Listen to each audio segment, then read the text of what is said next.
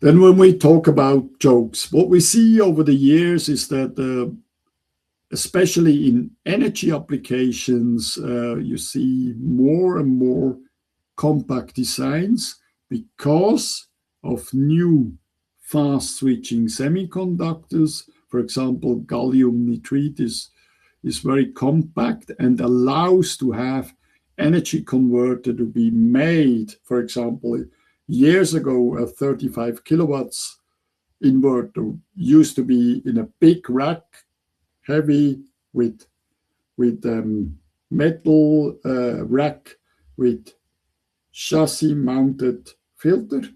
Nowadays, this is all made on a printed circuit board, and they don't have space for these big filters, and therefore they need common mode chokes, mainly common mode chokes on the printed circuit board.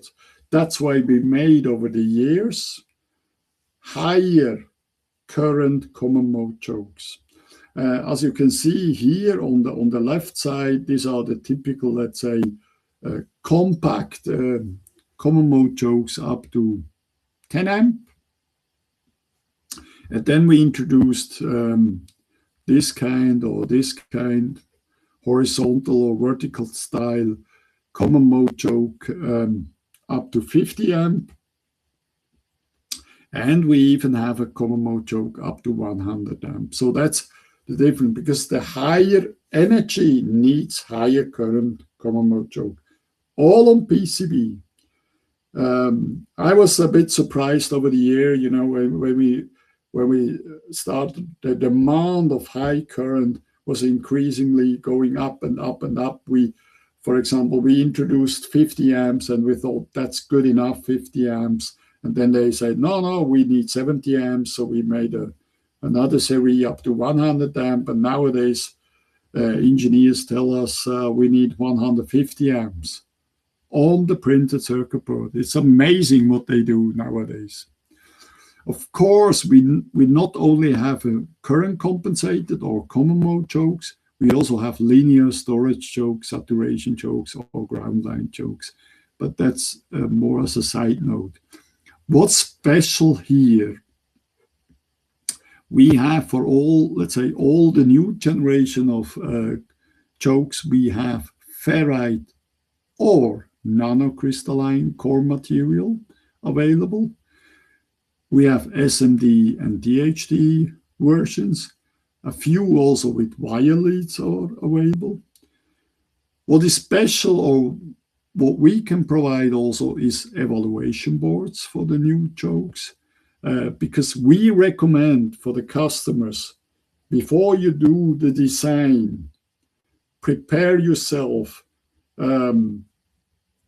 do a filter on the evaluation board with one common mode choke, add some capacitors to it, prepare yourself, and then do EMC measurement. When you, maybe they can do it by measure them by themselves, or they go to an EMC lab.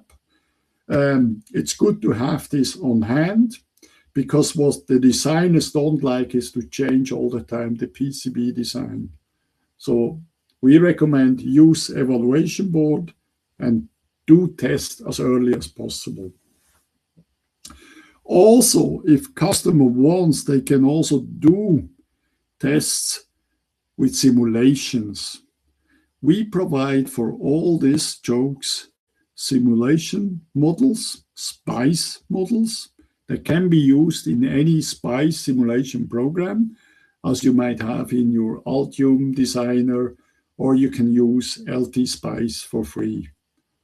That's a good thing. These models are available on Schurter webpage for download for free. So this is just as a service. First do simulation, then build up your filter on an evaluation board, and then once it passes your EMC test, do the final design. This is a bit, as I said, higher integration of high power on printed circuit board. For example, think about that this is now done all in a sandwich, for example, very close. But this leads also to more EMC problems, as we see, because the components are not shielded from each other.